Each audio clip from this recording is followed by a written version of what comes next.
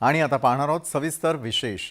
अमित शहांच्या पुणे दौऱ्यामध्ये नेत्यांची भाषणं लक्षवेधी ठरली आणि त्यात सर्वाधिक चर्चा झाली अमित शहांनी केलेल्या अजित पवारांच्या कौतुकाची। पण आता याच कौतुकावरून राजकीय टोलेबाजी सुरू झाल्याचंही पाहायला मिळतंय।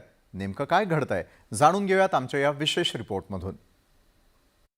दादा, बहुत समय के बाद आप सही जगह पे बैठे हो। यही जगह सही थी मगर बहुत देर कर दी आपने। माननीय अमित भाई गुजरात से आते हैं मगर अधिक प्रेम महाराष्ट्र से रखते हैं। वो महाराष्ट्र के दामाद हैं और मानो या न मानो हर दामाद जी को ससुराल से थोड़ा ज्यादा प्रेम हो ही जाता है। पुण्यातील सहकारी विभागाच्या कार्यक्रमातील अजित पवार आणि अमित शहांनी एकमेकांची केलेली ही स्तुती। आधी अजित पवारांनी मोदी शहांचं मोठेपण सांगितलं आणि त्यानंतर अमित शहांनी थेटपणे अजित पवारांचं महायुतीत स्वागत करत कौतुक केलं। पण आता या कौतुकावर महाविकास आघाडीनं टोलेबाजी सुरू केली आहे। असेच कौतुकाचे सोहळे आणि प्रेम 2024 पर्यंत कायम ठेवा असं म्हणत संजय राऊतांनी अमित शहांनी अजित पवारांच्या केलेल्या कौतुकावर चिमटे काढले आहेत। 2024 नंतर सुद्धा हे कौतुक कायम ठेवा। दादा योग्य जागी आहेत असं ते म्हणाले। हे 2024 नंतर सुद्धा बोला, दादा नक्की कुठे आहेत। या राज्याचं आणि देशाचं राजकारण ज्या पद्धतीनं सुरू आहे त्याच्यामुळे योग्य आणि अयोग्य काय याच्या व्याख्या आता कोणी ठरवू नयेत। कालपरांचे भ्रष्टाचारी होते, नेचुरल करप्ट पार्टी, 70,000 कोटी का सिंचन घोटाला, उस सिंचन घोटाले के नेता अजित पवार, ये अमित शाह जी और मोदी जी बोल रहे थे। आज योग्य जागी आले। शहा अजित पवारांमधल्या ट्युनिंगवर संजय राऊतांनी चिमटे काढल्यानंतर अजित पवारांनीही जोरदार प्रत्युत्तर दिलं। आम्ही कौतुक केलं तर तुमच्या पोटात का दुखलं असा पलटवार अजित पवारांनी केलाय। तुम्हाला काय वाईट वाटतं कौतुक? मला तरी नरेंद्र मोदींच्या सारखा एक मजबूत नेता देशाला जे मिळालेले आहे त्याशिवाय दुसरा कुठला पर्याय मला आता दिसत नाही। काही जण माझ्यावर टीका करतात, अजित पवार मागं तुम्ही असं बोलत होता आता असं बोलता। माणसाचं अनुभवातनं वेगवेगळी मतं होऊ शकतात। खरं तर राजकारणात कधी काय घडेल याचा नेम नाही। अवघ्या 1.25 महिन्यापूर्वी विरोधी पक्षनेते असलेल्या अजित पवारांनी सत्तेत सहभागी होत त्यांचं पूर्वीचं अर्थमंत्रीपद मिळवलं। जो पक्ष त्यांना भ्रष्टाचारी म्हणत होता तोच पक्ष आता त्यांची स्तुती करतोय। पण या सगळ्या नाट्यमय घडामोडींमध्ये पूर्वीचे मित्र असलेले राऊत आणि अजित पवार एकमेकांच्या विरोधात उभे ठाकल्याचं आता पाहायला मिळतंय। त्यामुळे नवनव्या राजकीय मैत्री आणि दुश्मनीत पुढे काय ऐकायला मिळेल आणि पाहायला मिळेल याकडेच सगळ्यांचं लक्ष लागलंय। Bureau report, news 18 Lokmat. Muster मंत्री आणि मास्टर मंत्रीवरून राज्यात चांगलाच राजकीय वणवा पेटलेला आहे। ठाकरे गट आणि संभाजी ब्रिगेड यांच्या संयुक्त मेळाव्यामध्ये उद्धव ठाकरेंनी देवेंद्र फडणवीसांवर टीका केली होती। देवेंद्र फडणवीसांचा ठाकरेंनी मस्टर मंत्री असा उल्लेख केला होता। दरम्यान यानंतर सत्ताधाऱ्यांकडून उद्धव ठाकरेंना प्रत्युत्तर देण्यात आलेलं आहे। म्हणजे एक पक्ष चोरला, दुसरा चोरतायत, आता कोणीतरी सांगले काँग्रेस फोडतायत। म्हटलं 3-3, 4-4, 5-5 किती उपमुख्यमंत्री करणार? आणि मग देवेंद्रजींकडे राहणार काय मस्टर मंत्री, नुसतं वही नोंद ठेवायची। उद्धव ठाकरेंनी देवेंद्र फडणवीस यांच्यावर केलेली टीका भाजप नेत्यांच्या चांगली जिव्हारी लागली आहे। त्यामुळे भाजपचे नेतेही द्वेषानं मैदानात उतरले। भाजप प्रदेशाध्यक्ष चंद्रशेखर बावनकुळेंनी ट्विट करत उद्धव ठाकरेंना टोला लगावलाय। देवेंद्र फडणवीस मस्टर मंत्री नाही तर मास्टर आहेत। देवेंद्रजींच्या मास्टर स्ट्रोकमुळे उद्धव ठाकरेंना घरी बसावं लागलं। मोदीजींवर टीका करण्याची उद्धव ठाकरेंची लायकीच नाही अशी घणाघाती टीका त्यांनी केली आहे। औरंग्याच्या सत्तेला जसा छत्रपती शिवरायांनी सुरुंग लावला तसा सुरुंग जनतेनं तुमच्या सत्तेला लावला। 2024 सालीही जनता पुन्हा एकदा बाळासाहेबांच्या हिंदुत्ववादी विचारांच्या शिवसेनेला आणि भाजपला निवडून देईल। तोवर तुम्ही औरंग्या, अफजल खान आणि इंग्रजांचा उदो करत बसा, कारण लोकांनी तुम्हाला सध्या तेवढंच काम दिलंय असा टोला त्यांनी लगावला। उद्धव ठाकरेंवरील हल्लाबोल एवढ्यावरच थांबला नाही। आशिष शेलार यांनीही उद्धव ठाकरेंच्या कार्यशैलीचा मुद्दा चव्हाट्यावर मांडत जोरदार तोफ डागली. माझे कुटुंब माझी जबाबदारी याच्या पलीकडे जे गेलेच नाहीत त्यांना परफॉर्मन्स करणाऱ्या मंत्र्याच्या बद्दलची माहिती काय असणार. आणि त्यामुळे उद्धवजी तुमची ओळख महाराष्ट्राला घरबसा मुख्यमंत्री म्हणून झाली आणि देवेंद्रजींची ओळख परफॉर्मन्स मंत्री अशी झालेली आहे. ठाकरे गट आणि भाजपमधला राजकीय संघर्ष काही थांबण्याचं नाव घेताना दिसत नाही. त्या वादात आता मस्टर आणि मास्टर वरून युद्ध पेटलंय. त्यामुळे दोन्ही बाजूच्या नेत्यांना एकमेकांवर तलवारी परजणं मस्टच झालंय. Bureau report, news 18 Lokmat. Chhatrapati संभाजीनगरच्या जिल्हा नियोजन बैठकीत विकास निधी वाटपावरून जोरदार खडाजंगी झाली. विरोधी पक्षनेते अंबादास दानवे आणि मंत्री संदीपान भुमरेंमध्ये जोरदार शाब्दिक चकमक झाली. विकास निधी वाटपात विरोधी पक्षाच्या आमदारांवरती अन्याय केला जात असल्याचा आरोप दानवेंनी केला, तर मंत्र्यांनी दानवेंचा हाच आरोप फेटाळून लावलाय.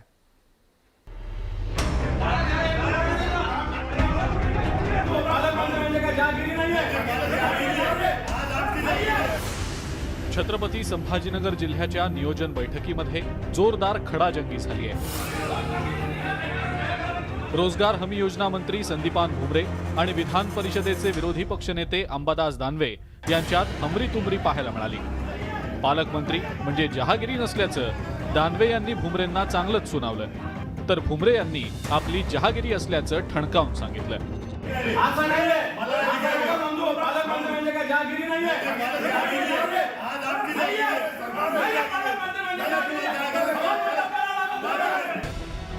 कन्नडचे आमदार उदयसिंग राजपूत यांनी विकास निधी दिला जात नसल्याची तक्रार केली.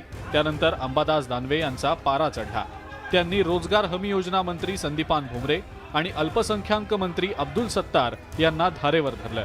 त्याला या मंत्र्यांनी जोरदार प्रत्युत्तरही दिलं आणि त्यामुळे बैठकीतलं वातावरण चांगलंच तापलेलं होतं. अखेर विधानसभेचे माजी अध्यक्ष हरिभाऊ बागडे यांनी मध्यस्थी करून हा वाद मिटवला. तर बैठकीनंतर दोन्ही मंत्र्यांनी गैरसमजातून हे घडल्याची सारवासारव देखील केली. आम्ही सगळ्याला समान निधी दिलेला आहे आणि ते काय इकडेच आहे ना, विरोधी पक्षही द्यायचे, कोणी कोणाच्या अंगावर गेलं नाही. तुमच्या अंगावर उठून या ठिकाणी अंगावर माझ्या अंगावर कोणी आलं नाही, काही नाही, सगळे समोर आहे. भांडण नाही, विरोधी पक्षाचं काम आहे की आम्हाला जास्तीचा निधी द्या. फक्त आवाज वाढून आणि उठून बोलत होते, ते काय अंगावर धावून नाही आले. आमदारांच्या निधी वाटपामध्ये मंत्र्यांकडून अन्याय केला जात असल्याचा आरोप विरोधी पक्षनेते अंबादास दानवेंनी केलाय. मी शिवसेना प्रमुख मान्य बाळासाहेब ठाकरेंचा शिवसैनिक आहे. कोणताही अन्याय सहन करण्याचा प्रश्नच निर्माण होत नाही. जिल्हा नियोजन मंडळ म्हणजे स्वतःची जहागिरी अशा पद्धतीनं जर पालकमंत्री साहेब वागत असतील तर त्याला आवाज उठवलाच पाहिजे. पालकमंत्री झालेले संदीपान भुमरे साहेब, तेव्हापासून मी जितके पत्र दिले त्या पत्रापैकी एक सिंगल काम सुद्धा मला काम दिलं नाही. त्यांनी सिंगल काम दिलं नाही. आमच्या मतदारसंघात काही कामं टाकलेली असतील, झालेल्या कामांवर काम टाकताय आणि एकदम बाजार मांडलेला, टक्केवारीचा बाजार मांडलेला आहे. इकडे शिंदेंच्या नेतृत्वातील शिवसेनेचे आमदार संजय शिरसाट यांनी सत्ताधाऱ्यांना अधिकचा विकास निधी मिळाल्याची कबुली दिली आहे. याच्यातनं असं निघतं की ठाकरे गटाचे जे आमदार आहेत त्यांना तुम्ही मुद्दामून निधी देत नाहीत असा प्रश्न त्यांनी उपस्थित. असं काही नाहीये, असं कोणताही हेतू नाहीये. निश्चित 19-20 होणारच, परंतु जे सत्तेमध्ये असतात त्यांना वाटा निश्चित जास्त मिळेल म्हणून त्याचा गैरसमज करण्याचा काही प्रश्न येत नाही. महाविकास आघाडी सरकारच्या काळामध्ये तत्कालीन अर्थमंत्री अजित पवार हे विकास निधी देत नसल्यामुळं बंड केल्याचा दावा एकनाथ शिंदे आणि त्यांच्या समर्थक आमदारांनी केलेला होता. आता पालकमंत्री विकास निधी वाटपामध्ये भेदभाव करत असल्याचा आरोप ठाकरे पक्षाच्या आमदारांकडनं होतोय. जिल्हा नियोजन बैठकीमध्ये दोन्ही शिवसेना नेत्यांमध्ये चांगलीच तूतू मयमे झाल्याचं पाहायला मिळालं. सुधीर जाधवसह सिद्धार्थ गोदाम, न्यूज 18 लोकमत, छत्रपती संभाजीनगर. मातोश्री बंगल्यावरती कोबरा आढळून आलेला होता. सर्पमित्रांनी तो कोबरा पकडून नैसर्गिक अधिवासात सोडला. मात्र कोबरावरून चांगलीच राजकीय वळवळ सुरू झालेली आहे.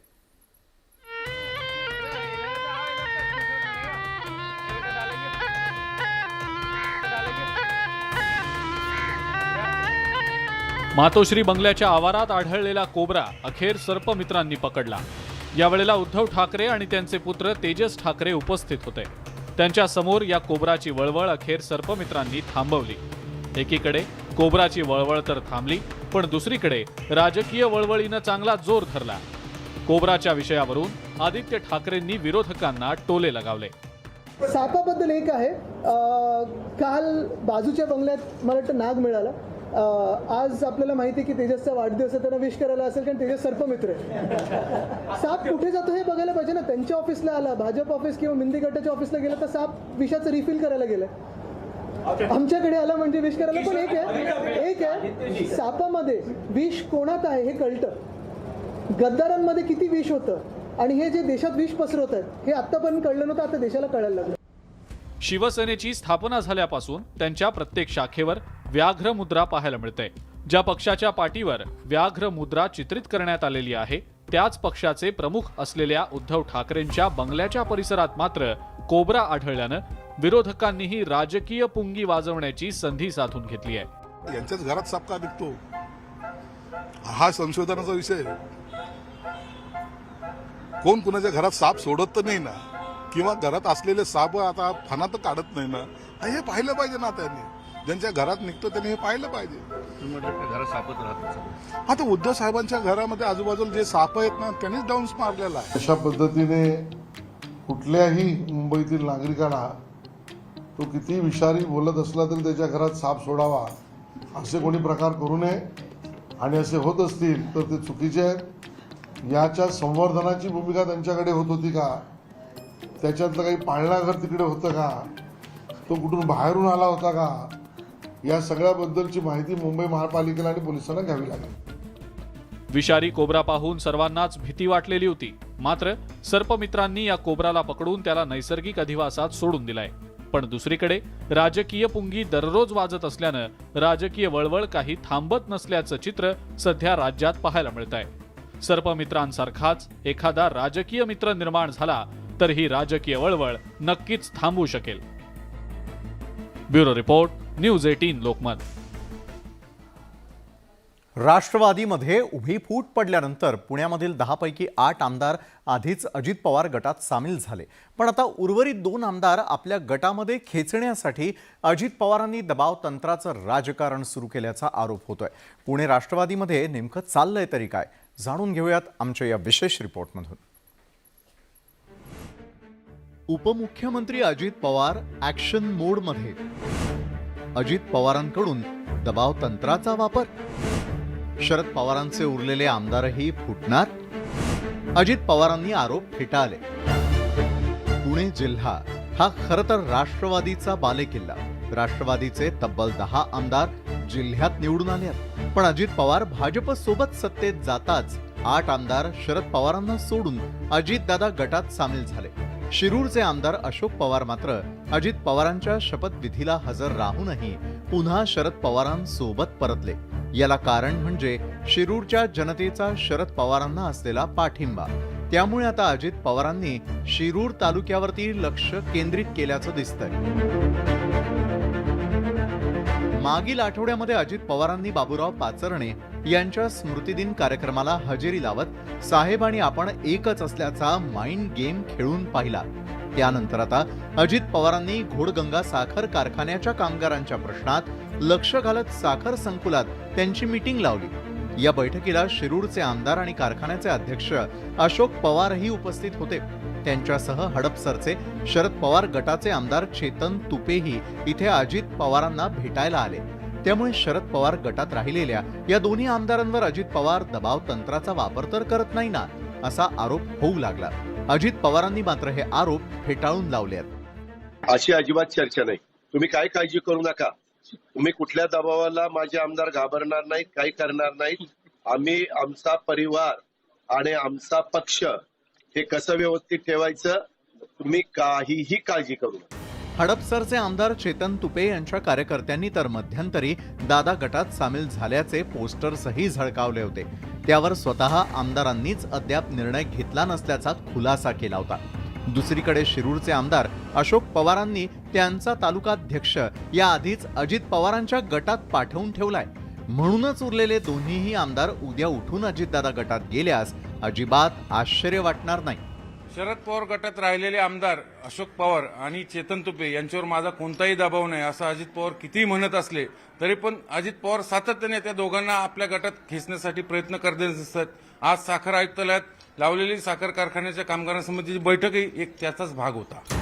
खरं तर शिरूर आणि हडपसर या दोन्ही मतदारसंघात शरद पवारांना मानणारा मोठा दबाव गट आहे. त्यामुळे एकीकडे मतदारांचा विश्वास आणि दुसरीकडे अजित पवारांचा दबाव या दोन्ही आमदारांची राजकीय कोंडी होत असल्याचं बघायला मिळत आहे. चंद्रकांत फुंदे, न्यूज 18 लोकमत, पुणे.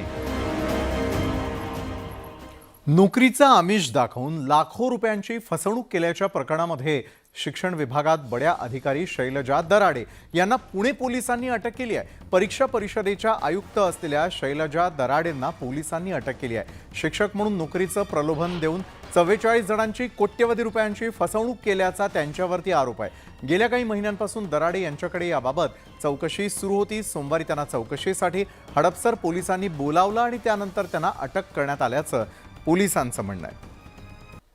मनसे अध्यक्ष राज ठाकरेंनी टोल नाक्यांच्या विरोधात आक्रमक भूमिका घेतली होती. आता राज ठाकरेंचा मुद्दा आदित्य ठाकरेंनी हाती घेतलाय. इतकंच नव्हे तर मुंबईवरील टोलचा बोजा कधी हटणार याचा मुहूर्तही आदित्य ठाकरेंनी सांगितलाय. पाहुयात या संदर्भातला न्यूज 18 लोकमतचा स्पेशल रिपोर्ट. टोल नाका आहे तो सगळा पैसा MSRDC साठी जातोय का? आम्ही हे टोल बंद करू, मुंबईकरांवर दुप्पट कर कशासाठी?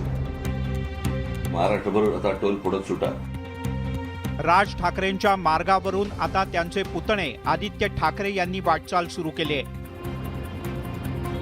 टोलच्या मुद्द्यावरून आदित्य ठाकरे यांनी रोखठोक सवाल उपस्थित केले आहेत. तिथे त्यांनी टोल कलेक्ट करू नये. मुंबईचे वेस्टर्न आणि ईस्टर्न एक्सप्रेसवे MMRDAनं मुंबई पालिकेकडे हस्तांतरित केले आहेत.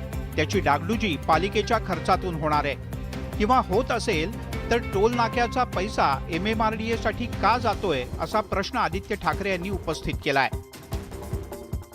MSRDC अजूनही ह्या रस्त्यांवर टोल घेते जिथे मुंबईकरांचा पैसा आता वापरला जातोय मेंटेनन्स आणि अपकीपसाठी. मग मुंबईकरांवर डबल जबाबदारी कशासाठी? मुंबईकरांवर दुप्पट कर कशासाठी? मुंबईकरांचं जर आपण पाहिलं तर कदाचित देशामध्ये सगळ्यात जास्ती कर हा मुंबईकर देत असतो. मुंबईकरांच्या खिशाला झळ देणारा टोल किती दिवसात बंद होणार हे देखील आदित्य ठाकरे यांनी यावेळी सांगितलं.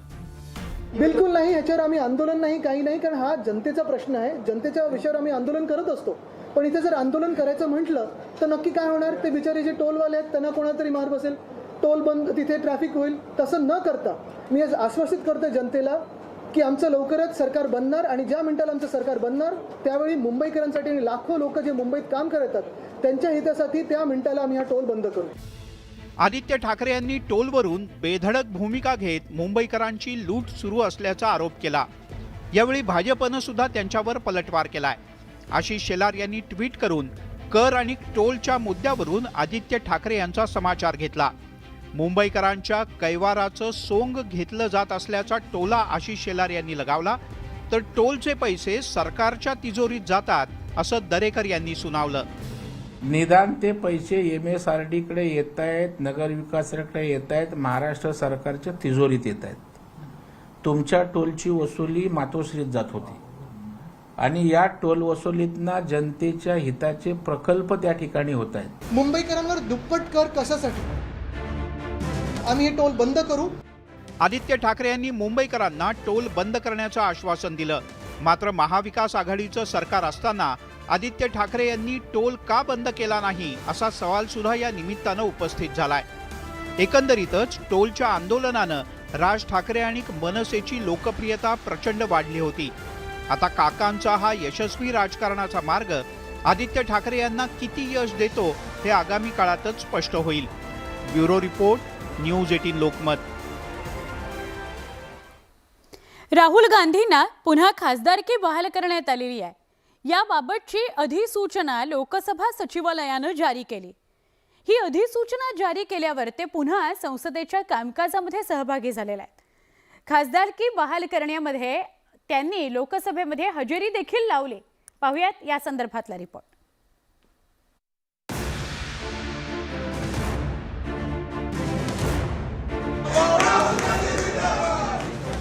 तब्बल 137 दिवसानंतर काँग्रेस नेते राहुल गांधी संसदेत दाखल झाले. संसदेच्या प्रांगणातील महात्मा गांधींच्या पुतळ्याला अभिवादन करून त्यांनी संसदेत प्रवेश केला. यावेळी काँग्रेस नेते आणि खासदारांनी त्यांचं उत्स्फूर्त स्वागत केलं. मानहानी प्रकरणात सर्वोच्च न्यायालयानं दिलासा दिल्यानंतर 2 दिवसांनी लोकसभा सचिवालयानं राहुल गांधींना खासदारकी बहाल केली आहे. जिस तरीके से उनकी मेंबरशिप बर्खास्त की गई थी, सुप्रीम कोर्ट के फैसले ने उस एक अन्याय को दुरुस्त करने का रास्ता निकाला और मैं लोकसभा सचिवालय को धन्यवाद देता हूं कि उन्होंने भी तत्परता से कदम उठाया. दायरे में सिमट के आया है, हर रवायत से हट के आया है. आंधियों को जरा खबर कर दो, शेर वापस पलट के आया है. राहुल गांधी जी की सदस्यता बहाल हुई. हालांकि शनिवार को ही हो जानी चाहिए थी, लेकिन हम सब इंतजार कर रहे थे कि जल्दी से जल्दी हो. देश इंतजार कर रहा था कि जल्दी से जल्दी हो. धन्यवाद. देर आए दुरुस्त आए. गुजरातमधील भाजप आमदार पूर्णेश मोदींनी राहुल गांधींविरोधात मानहानीचा खटला दाखल केला होता. त्या प्रकरणात 23 मार्च 2023ला गुजरातच्या मुख्य महानगर दंडाधिकाऱ्यांनी राहुल गांधींना 2 वर्षांची शिक्षा सुनावली होती. त्यानंतर दुसऱ्याच दिवशी म्हणजे 24 मार्चला लोकसभा सचिवालयानं राहुल गांधींची खासदारकी रद्द केली. लोकप्रतिनिधी कायद्यानुसार ही कारवाई करण्यात आली होती.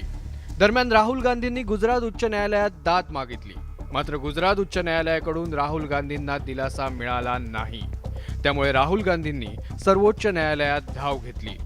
नुकतेच सर्वोच्च न्यायालयानं राहुल गांधींच्या शिक्षेला स्थगिती दिली. त्यामुळे राहुल गांधींचा संसदेतील प्रवेश सुकर झाला. जो कॉन्स्टिट्यूशनल इंस्टीट्यूशन के बीच में जब चलता है विषय, थोड़ा संयम तो रखना पड़ेगा. तो ऐसे तो बाकी एमपीज को भी हुआ है. तो इसलिए जो कानूनी प्रक्रिया है, संवैधानिक प्रक्रिया है, वो प्रक्रिया हमने बिना डिले किए किया है. खरं तर खासदारकी रद्द झाल्यानंतर अवघ्या महिनाभरातच राहुल गांधींना दिल्लीच्या तुगलक रोडवरील सरकारी बंगला सोडावा लागला होता. आता खासदारकी बहाल झाल्यामुळे राहुल गांधींना तो सरकारी बंगला मिळणार का, याविषयी राजकीय वर्तुळात चर्चा सुरू झाली आहे.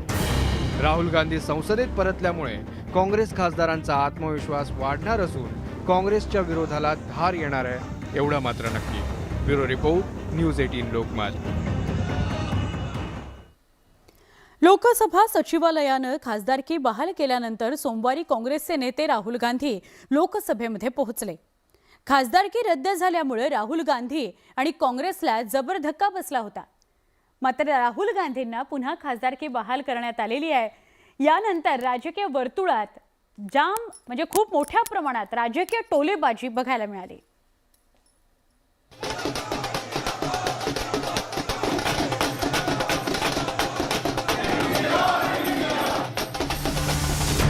शुक्रवारी सुप्रीम कोर्टानं मानहानी प्रकरणात राहुल गांधींना मोठा दिलासा दिला आणि त्यानंतर त्यांच्या खासदारकीचा मार्ग मोकळा झाला. खरे तर राहुल गांधींना 2 वर्षांची शिक्षा सुनावल्यावर त्यांच्या भविष्यातील राजकीय कारकिर्दीवरही प्रश्नचिन्ह निर्माण झालं होतं. कारण लोकसभा सचिवालयानं त्यांची खासदारकी तात्काळ रद्द केली होती. त्यामुळे युद्धात सेनापती विना सैन्य अशी काँग्रेस पक्षाची अवस्था झाली होती. राहुल जी की सदस्यता बरकरार कर दी है. मेरे ख्याल से नियमानुसार उन्होंने काम किया, अच्छी बात है, क्योंकि सुप्रीम कोर्ट के आदेश के बाद तत्काल जो है सदस्यता बहाल होनी चाहिए थी. सचिन कोर्ट के आदेश के तत्काल बाद उनकी सदस्यता रद्द कर दी गई थी. अब वो बहाल कर दी गई है. खरे तर अलीकडच्या काळात राहुल गांधींनी आपल्या राजकारणाचा बाज बदलल्याचं बघायला मिळतंय. सर्वसामान्य लोकांमध्ये जाऊन त्यांच्याशी संवाद साधण्याचा प्रयत्न राहुल गांधींकडून केला जातोय. गेल्या वर्षी त्यांनी भारत जोडो यात्रेच्या माध्यमातून कन्याकुमारी ते काश्मीर अशी पदयात्रा केली. भारत जोडो यात्रेचा काँग्रेसला चांगलाच फायदा झाला. तसंच आपण हस्तिदंती मनोऱ्यात बसून राजकारण करणारा नेता नसल्याचं त्यांनी या यात्रेतून दाखवून दिलं.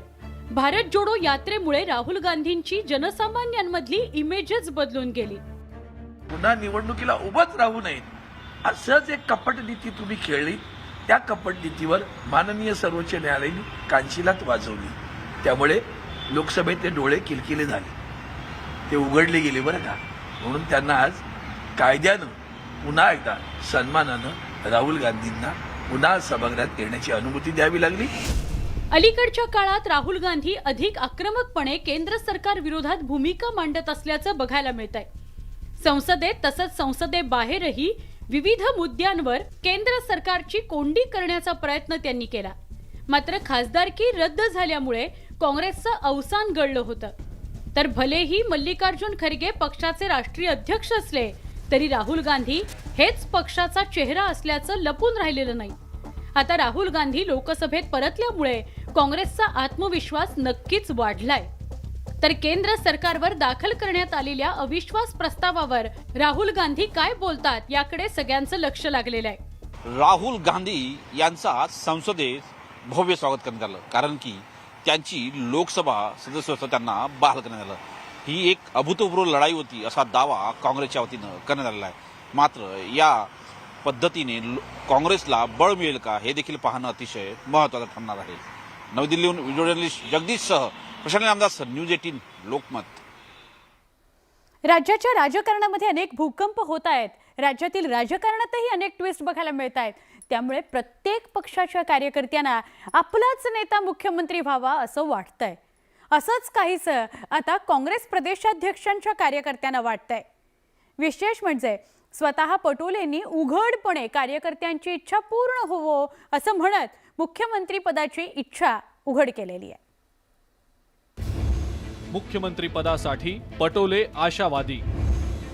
कार्यकर्त्यांच्या सदिच्छा, पटोलेंची इच्छा. देवाच्या दारी पटोलेंची सीएम पदाची तयारी. आधी आमदार तर व्हा, शेलारांचा टोला. राज्यामध्ये सत्तांतरानंतर भाजपनं एकनाथ शिंदेंना मुख्यमंत्रीपद दिलं. त्यानंतर आता राष्ट्रवादी काँग्रेसचा अजित पवार गट सत्तेत सामीलही झालाय आणि त्यामुळे मुख्यमंत्रीपद अजित पवारांना मिळणार असल्याची चर्चा आहे. त्यातच विविध पक्षांच्या कार्यकर्त्यांकडून मुख्यमंत्रीपदासाठी आपापल्या नेत्यांचे बॅनर लावल्याचंही पाहायला मिळालं होतं. यात उद्धव ठाकरे, सुप्रिया सुळे, जयंत पाटील, राज ठाकरे अशा विविध पक्षाच्या नेत्यांना मुख्यमंत्रीपद मिळावं अशी इच्छा व्यक्त करण्यात आलेली होती. त्यातच नाना पटोलेंच्या वाढदिवशी त्यांना मुख्यमंत्रीपद मिळावं अशा आशयाचे बॅनरही लागले होते. आता पुन्हा एकदा पटोलेंची मुख्यमंत्रीपदाची इच्छा समोर आलेली आहे. कार्यकर्त्यांची इच्छा असेल तर ती पूर्ण होवो अशी भावना त्यांनी भद्रा मारुतीच्या दर्शनाच्या वेळेला व्यक्त केली आहे. देवाला मला निमित्त करून घ्यायचं असेल आणि अजून काही चांगलं करून घ्यायचं असेल तर ते देवांचा आशीर्वाद असतो आणि मनुष्य हे कृती आणि कर्म करण्याची एक व्यवस्था आहे. त्यामुळे जे काही कोणाचं मनोकामना असतील, आमच्या सोबत्यांचं असेल किंवा मला चाहणाऱ्या वर्गाचा असेल तर त्यांची इच्छा पूर्ण हो. पटोलेंच्या वक्तव्यानंतर आता ते सुद्धा सीएम इन वेटिंग असल्याचं स्पष्ट झालंय. पण पटोलेंचा हा स्पष्ट वक्तेपणा सत्ताधाऱ्यांना रुचलेला नाही. कारण पटोलेंच्या विधानाचा समाचार घेत भाजपनं आधी आमदार तर व्हा असं म्हणत टोला लगावलाय. मुळामध्ये नाना पहिला आमदार तर बना, पुढच्या वेळेला मुख्यमंत्री बनण्याआधी आमदार बनावं लागतं.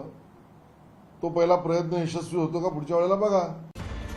आधी शिवसेना आणि त्यानंतर आता राष्ट्रवादीतही फूट पडल्यानं काँग्रेस महाविकास आघाडीमध्ये मोठा भाऊ बनलेला आहे आणि त्यामुळेच आता मोठ्या भावानं सत्ता मिळवण्यासाठीची रणनीती आखल्याचं दिसतंय.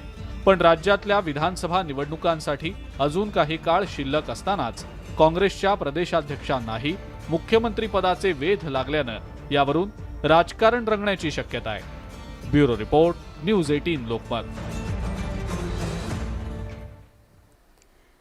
राज्यात तिसरा मंत्रिमंडळ विस्तार होणार या चर्चेनं जोर धरलाय. तर येत्या 10 ऑगस्टला हा मंत्रिमंडळ विस्तार होण्याची शक्यता वर्तवली जाते. विशेष म्हणजे मंत्रिमंडळ विस्तारात शिवसेना आणि भाजपच्या महिला आमदारांना मंत्रिपदाची लॉटरी लागणार आहे असं बोललं जात आहे. पाहुयात स्पेशल रिपोर्ट. राज्यातल्या शिंदे सरकारचा लवकरच आणखी एक मंत्रिमंडळ विस्तार होण्याची शक्यता वर्तवली जाते. केंद्रीय गृहमंत्री अमित शहांच्या पुणे दौऱ्यानंतर या विस्ताराला वेग आल्याचं बोललं जात आहे. येत्या 10 ऑगस्टला मंत्रिमंडळ विस्ताराची शक्यता वर्तवली जाते. त्यामुळे मंत्रिपदासाठी इच्छुक आमदार मुंबईमध्ये तळ ठोकून आहेत. राज्यात लवकरच तिसरा मंत्रिमंडळ विस्तार होणार असून या मंत्रिमंडळाच्या विस्ताराची चर्चा होण्यापेक्षा या मंत्रिमंडळामध्ये महिला आमदारांना प्राधान्य दिलं जाणार आहे याची चर्चा जास्त रंगू लागली आहे. तर 10 ऑगस्टला हा मंत्रिमंडळ विस्तार होणार असून या मंत्रिमंडळामध्ये शिवसेनेला गृहराज्यमंत्रीपद मिळणार आहे. याचबरोबरीनं शिवसेनेला महत्वाची खाती मिळतील अशी देखील चर्चा रंगू लागली आहे. एकीकडे मंत्रिपदासाठी इच्छुकांनी देव पाण्यात ठेवले, तर दुसरीकडे भाजप शिवसेनेतल्या महिला आमदारांना मात्र मंत्रिपदाची लॉटरी लागणार असल्याचं बोललं जात आहे. भाजपामधनं आमदार देवयानी फरांदे आणि माधुरी मिसाळ, तर मुंबई महानगरपालिका निवडणुकीच्या पार्श्वभूमीवर आमदार यामिनी जाधव यांना राज्यमंत्री म्हणून संधी मिळण्याची शक्यता आहे. मंत्रिमंडळ विस्तारामुळे शिवसेना आणि भाजपमधल्या इच्छुकांची नाराजी दूर होणार आहे. तसंच जिल्ह्यांना पालकमंत्र्यांची नियुक्ती केली जाणार आहे. पण या मंत्रिमंडळ विस्तारामुळे मुख्यमंत्र्यांची डोकेदुखी वाढणार आहे, कारण पालकमंत्री पदावरून मंत्र्यांमध्ये वाद रंगण्याची शक्यता नाकारता येत नाही. अजित मांढरे, न्यूज 18 लोकमत, मुंबई. राष्ट्रीय ओबीसी महासंघाचं 8वं अधिवेशन सोमवारी आंध्र प्रदेशातल्या तिरुपतीमध्ये पार पडलंय. या अधिवेशनाला सर्वपक्षीय नेते हजर राहिले. मात्र सत्तेत सहभागी झालेले ओबीसी नेते छगन भुजबळ यांना यात डावललं अशी चर्चा आहे. सरकारला साथ, ओबीसींची भुजबळांकडे पाठ. ओबीसी अधिवेशनाला भुजबळांची अनुपस्थिती. बोलावूनही भुजबळ गैरहजर, महासंघाचा दावा. विरोध नसल्याची भुजबळांची प्रतिक्रिया. तिरुपतीच्या महती सभागृहात राष्ट्रीय ओबीसी महासंघाचं अधिवेशन आयोजित करण्यात आलेलं होतं. या अधिवेशनामध्ये ओबीसी नेते छगन भुजबळांची अनुपस्थिती हा चर्चेचा विषय ठरली आहे. या संदर्भात भुजबळांना विचारलं असता त्यांनीही यावर जास्त बोलणं टाळलंय. ज्यांना ओबीसीचं काम करायचंय त्यांनी करावं, आपला कुणालाही विरोध नाही असं भुजबळ म्हणाले. ज्यांना ओबीसीचं काम करायचं आहे त्या ज्या पक्षांनी त्यांनी ओबीसीचं काम करावं. 54% लोकसंख्या आहे ओबीसीची. आता 13-14 कोटी हा महाराष्ट्र आहे, तर त्याच्यामध्ये निश्चितच जे आहे 7-8 कोटी ओबीसीचे लोक आहेत. त्यांचे प्रश्न सोडवण्यासाठी जे कोणी उभे राहतील त्यासाठी मला आनंद आहे. माझा काहीही विरोध नाही. दुसरीकडे ओबीसी महासंघानं भुजबळांनीच अधिवेशनाला येणं टाळल्याचा दावा केलाय.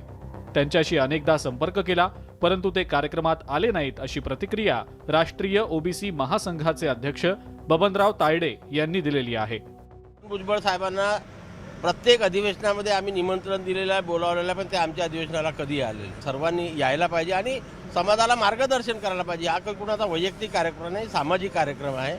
ओबीसी समाजाचा कार्यक्रम आहे. ओबीसी समाजाचे जे स्वतःला नेते समजतात त्यांची तेवढीच जबाबदारी आहे की त्यांनी अशा प्रकारच्या अधिवेशनाला स्वतःहून येऊन आम्हा ओबीसी कार्यकर्त्यांना मार्गदर्शन करायला पाहिजे. एकीकडे ओबीसी महासंघ ओबीसींच्या प्रश्नांसाठी अधिवेशनाच्या मार्फत सरकारचं लक्ष वेधतोय, तर दुसरीकडे ओबीसींचे नेतेच अनुपस्थित राहत असल्याचं समोर येत आहे. या प्रकारामुळे भुजबळांच्या सत्ता सहभागानंतर आता ओबीसींमध्येही फूट पडल्याची चर्चा सुरू झालेली आहे. नागपूरहून उदय तिमांडेसह हैदर शेख, न्यूज 18 लोकमत, चंद्रपूर. इथे काम अजून सुरू झालं नाही आणि श्रेयवाद सुरू झाला. हे मी कशाबद्दल बोलतेय जाणून घेऊया, पण त्याआधी एक छोटासा ब्रेक. पहा फक्त न्यूज 18 लोकमत विशेष.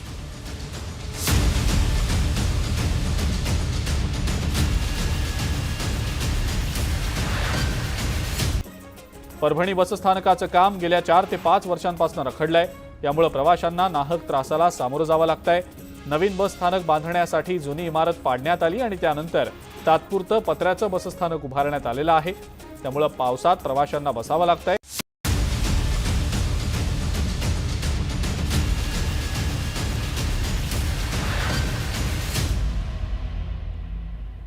न्यूज 18 लोकमत विशेषमध्ये पुन्हा एकदा स्वागत. केंद्र सरकारच्या अमृत भारत स्थानक योजनेअंतर्गत धाराशिव रेल्वे स्थानकाच्या पुनर्विकास कामाचं पंतप्रधान नरेंद्र मोदी यांच्या हस्ते ऑनलाईन उद्घाटन झालं. पण याच कार्यक्रमाच्या श्रेयवादावरून आता धाराशिवमध्ये राजकीय नाट्य रंगल्याचं बघायला मिळत आहे. कारण कोनशिलेवर पालकमंत्री तानाजी सावंत यांचं नावच नाहीये. शिंदेंच्या शिवसेनेमध्ये नाराजी त्यामुळेच पसरलेली आहे. याचाच फायदा घेत ठाकरे गटाने सुद्धा सत्ताधाऱ्यांना लक्ष करायला सुरुवात केली आहे. धाराशिव रेल्वे स्थानकाच्या पुनर्विकासाच्या प्रलंबित मागणीला रविवारी पंतप्रधान नरेंद्र मोदी यांच्या हस्ते ऑनलाईन उद्घाटनाच्या माध्यमातून मुहूर्त मिळाला. केंद्र सरकारच्या अमृत भारत स्थानक योजनेच्या अंतर्गत झालेला कार्यक्रम मोठ्या थाटामाटात पार पडला. पण या कार्यक्रमाच्या ठिकाणी बसवण्यात आलेल्या कोनशिलेवरून आता वाद सुरू झालाय. या कोनशिलेवर पालकमंत्री आणि राज्याचे आरोग्यमंत्री डॉक्टर तानाजी सावंत यांचं नावच नसल्यानं शिंदेंची शिवसेना नाराज झाली आहे.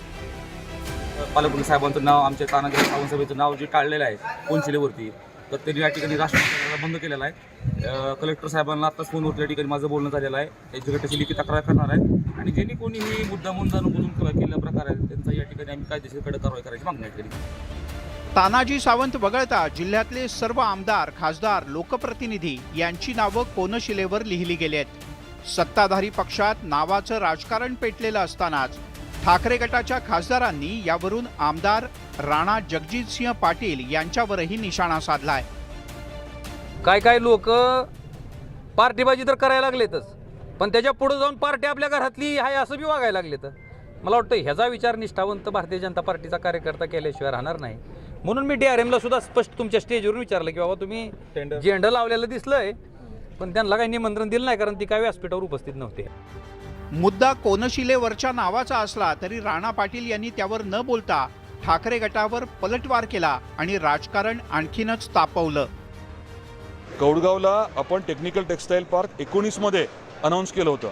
2.5 वर्षामध्ये या काय म्हणतात लोकप्रतिनिधींनी नेमकं काय केलं स्वतःचं सरकार असताना, आणि आता जी कामं चालली आहेत त्या बाबतीत त्यांच्या नेत्यांसारख्या टोमणेबाजी करण्याने काही होणार नाही. विकास कामांचं श्रेय घेण्याची चढाओढ राजकीय नेते मंडळींमध्ये नेहमीच सुरू असते. पण या चढाओढीत भाजपचे आमदार राणा पाटील यांनी थेट रेल्वे मंत्रालयाच्या कार्यक्रमातच भाव खाल्ल्याचं दिसतंय. त्यातूनच पालकमंत्र्यांचं नाव कोनशिलेवरून हटवलं गेल्याची चर्चा आहे. त्यामुळे येत्या काळात याच मुद्द्यावरून तानाजी सावंत आणि राणा पाटील यांच्यात संघर्ष पेटण्याची शक्यता आहे. बालाजी निरफळ, न्यूज 18 लोकमत, धाराशिव.